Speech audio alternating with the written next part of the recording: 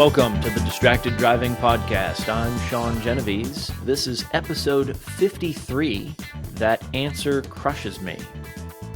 This episode features the same guest as we had in episode 52, my friend Brian Leahy. We didn't explicitly introduce him and his background in the last episode. It just really started and ended so perfectly, I wanted to leave it alone. But I'll give you a little extra color commentary ahead of this one. Stephanie and I met Brian when we all worked at the Boeing company together. We have all since gone our separate ways, but Brian is still in leadership development. That is his area of expertise, and that is why this conversation continues to be a great one around the topic of leadership. We're going to continue it here with, again, I've got Stephanie Van Ash as my co-host for this episode. I will not do a post-amble for this. We're just going to go ahead and let it end on a cliffhanger, as you know I love to do. And then we'll pick it up again in episode 54 with Brian and answer the question that Stephanie poses at the end of this episode, and we'll answer a few more. I do remind you that these episodes are sponsored in part by Lead Out Loud Workshops.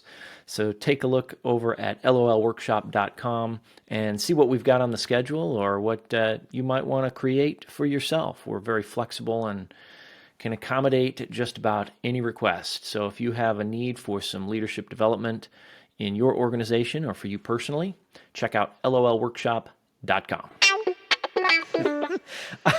I want to point out one other thing that I highlighted here as you were talking. You were describing, I'm going to use my description, solutions looking for problems. And what I think is interesting about how you were kind of explaining that, you were explaining it from the perspective of people initiatives. Mm-hmm. Hey, we've got this, somebody comes in and they say, we've got this problem, but what they really are presenting is a solution. And I see that all the time in operations, from the operations perspective, from continuous improvement, from, out on the manufacturing floor. People do that all the time. Hey, we need... what's the problem? Oh, well, we need a new column added to the spreadsheet. No, that's not the problem. That's a solution. Tell me what the problem is. Yeah. And I coach students that are doing senior projects all the time. They have a really bad habit of coming up with really great solution statements. The task was to create the problem statement for their senior project, but they always build the solution into the problem. And we have to say, no, you got to stop. You got to separate those two. Yeah. Reframe this as, okay, if that's the answer, what's the question? Because it is. You've presented the answer. Yeah. That's really interesting, Sean. I like that. I like you pulling that in because I think then, I'm going to talk out of the other side of my mouth. There's a fine line there when you do what you're describing and when somebody does what we're advocating.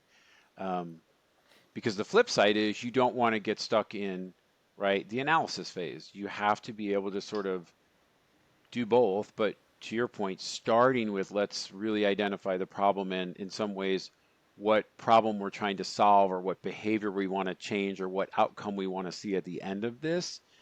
Minimally, if you take the time and kind of slow down to do that, in theory, you're going to give yourself a better chance for a solution ultimately that actually sticks.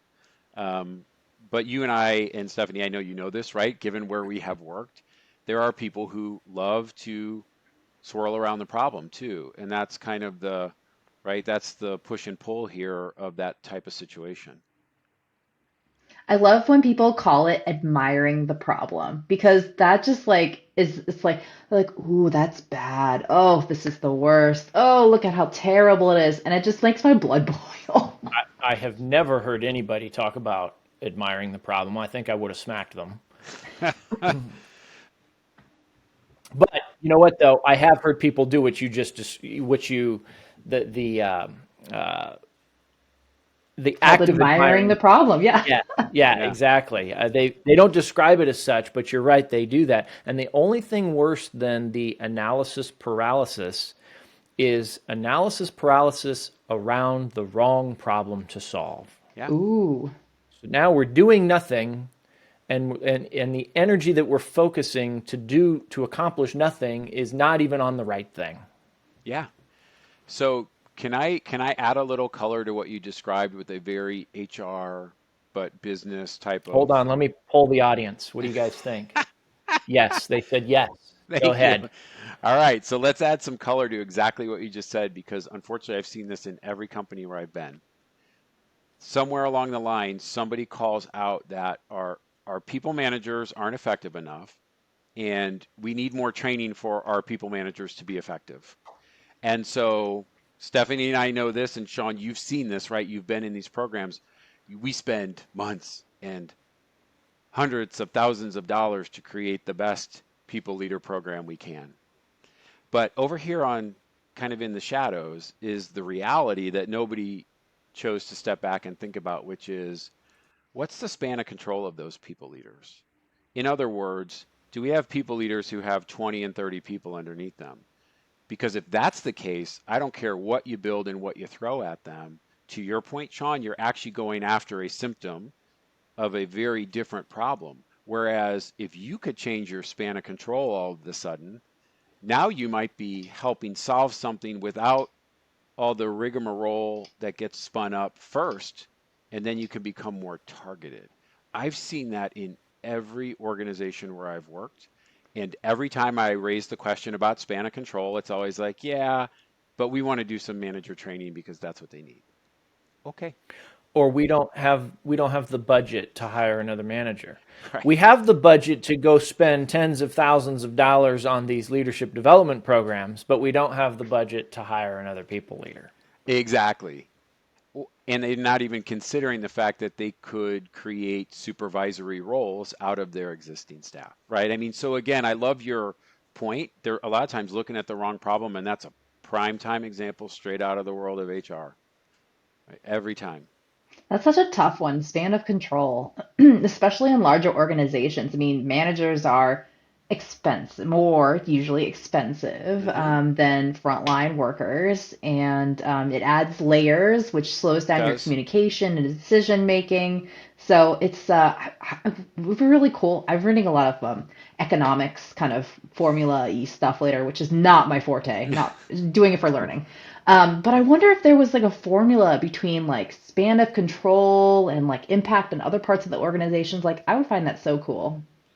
Yeah. I have had people call and ask me that question because one of the things I did when I was at Boeing, we did a very extensive benchmarking study and looked at 42 different organizations and how they organized their. We were specifically looking at industrial engineering talent in hopes that we could find some correlations between org structure and effectiveness. And and we did, but that's a topic for another podcast. But because I was involved in that, and because I have colleagues that knew I did that and knew where I worked and knew that I was in that sphere, I'd get calls from people that is a question that everybody wants the answer to. They want the magic formula. Hey, what should our span of control be? Or how should we set this up? How many managers should we have? What's the magic ratio for budget purposes or whatever? And my answer is there really isn't a magic ratio. There's no magic number. It's all about making sure that you have the right principles in place and you have the right guidance, and then you can go figure out, okay, based on that, what's the right answer for this situation. Yeah. That's really fascinating, Sean, because I was hopeful that's where you were going because in my mind I kept saying it depends, and that's exactly what you said in a different way. And again, let's think about it may also depend on what the company's looking for out of its people leaders. Because if a company's looking for people leaders that coach and give regular feedback and do all the stuff that I think the three of us and oh, by the way, the Leading Out Loud workshop would, right, try to inspire. There's my shameless plug for all the good work you're Well, you doing. know this. This podcast is sponsored in part by Lead Out Loud, Well, how about that? lolworkshop.com. I love it.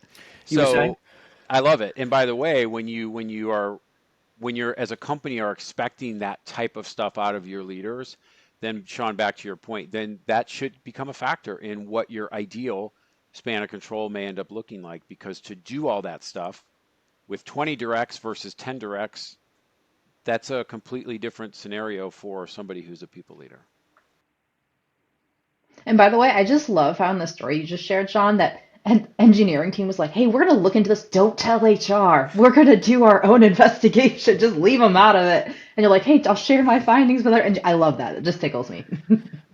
Well, I didn't say we didn't tell HR. I just inferred that. I mean, did you tell them? Did you have an HR partner working with you? On the benchmarking study? Yeah. No, because that was not really the scope of that project.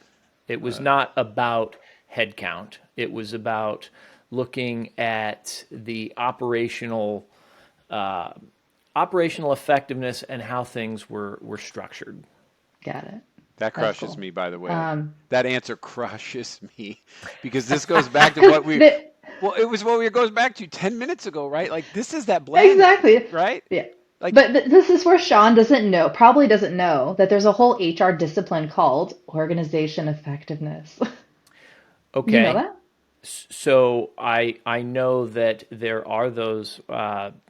Yes, I am aware that there's organizational effectiveness.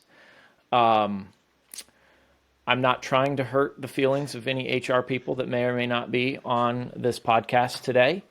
First of all, I'm not sure that that existed at the Boeing company at the time of the study, and if it did, they were ineffectual.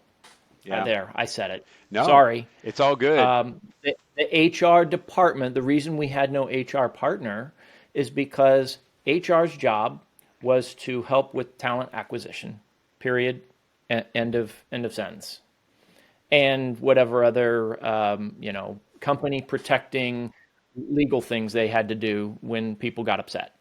Yeah, the basics, right? The fundamentals. And the reason that crushed me so much, that answer, Sean, wasn't because of what you just described. For me, Stephanie, the reason it crushed me is because I'm like, damn, why didn't the HR business partner suggest that? Why didn't the HR business partner have enough sense to say, eh, maybe we ought to help you all with this. Maybe you ought to look at this. That's what kills me a little bit, right? That's back to being a business person who's good in the space of talent. And Sean, to your point, in a lot of organizations, they're not equipping or bringing in people or giving them the expectation in HR that that's also what you're supposed to be helping with. So it's a really interesting intersection, that story of what can be missing, right, in an effective HR org. I think now that we're talking about this, we had a really hard time selling the results of our study to the very people that paid for the study.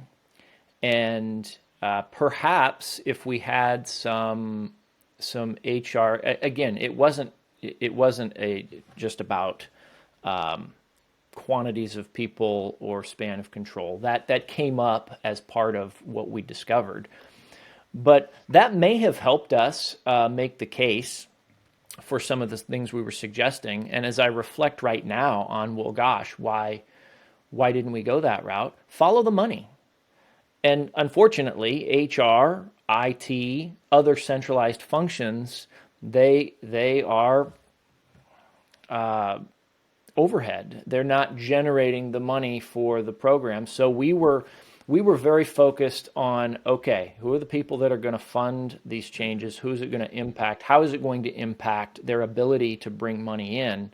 Because if that was going to be perceived as negative, then we were dead in the water, Yeah. Yeah. So Unfortunately, wise. makes sense. right? Yeah. I wonder if we can pivot. We kind of been dancing and touching a little bit on, leaders, and I always love to think of like leaders of the future. So I have a question for both of you. Like, what are some skills you think the leaders of the future need to have? And let's think about like the immediate future, like the next rung of either, company founders, the next round of frontline managers who, eventually will lead larger teams. What are some skills you think they need to really make it as those, lowercase c leaders?